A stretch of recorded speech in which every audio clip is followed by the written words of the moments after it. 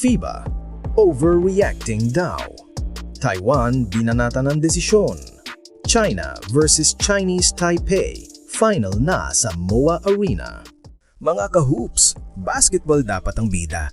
Pero ngayon, politika ang pumasok sa court. Chinese Taipei galit, FIBA binanatan, at ang laban kontra China, final na sa MOA. Ano ba talaga ang nangyari? Kumpirmado na ang World Cup qualifiers game ng Chinese Taipei kontra China na nakaschedule sa March 1 ay hindi na gaganapin sa Taiwan. Sa halip, MOA Arena ang magiging neutral venue. Ayon sa FIBA, ang dahilan daw, current geopolitical context. Pero para sa Taiwan, sobra na raw ito.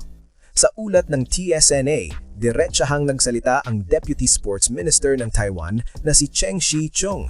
Ang sabi niya na this is completely contrary to the essence of basketball.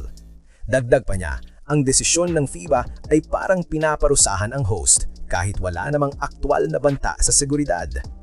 Ayon sa Chinese Taipei Basketball Association, ilang beses na silang nakiusap na ibalik ang laro sa Taipei pero malinaw daw na sarado ang isip ng FIBA. Alam niyo ba na hindi ito ang unang beses na naaapektuhan ang basketball ng politika?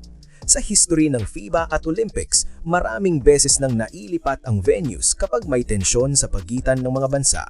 Pero bihira ang ganitong sitwasyon na mismong host country ang nawalan ng karapatan kahit wala pang nangyayaring insidente. Giit pa ni Cheng na Taiwan is a safe society. Ayon sa kanya, walang mangyayaring hostile treatment sa Chinese players kung sa Taipei ginanap ang laro. Sa madaling salita, para sa Taiwan, basketball dapat, hindi politika. Dito papasok ang Pilipinas. Ang China versus Chinese Taipei ay gaganapin sa MOA Arena ng 4 p.m. bago ang Gilas Pilipinas versus Australia ng 7:30 p.m. sa parehong araw.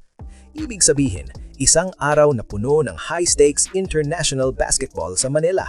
Para sa fans, panalo. Pero para sa Taiwan, masakit na desisyon ito. Kapag nawala ang home court advantage, malaki ang epekto sa energy, officiating pressure at momentum.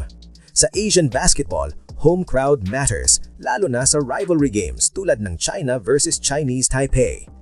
Dagdag ulat, hanggang ngayon wala pang anunsyo kung saan gaganapin ang supposed China home game sa July. Inaw ang mensahe ng Taiwan. Para sa kanila, sumobra ang FIBA. At para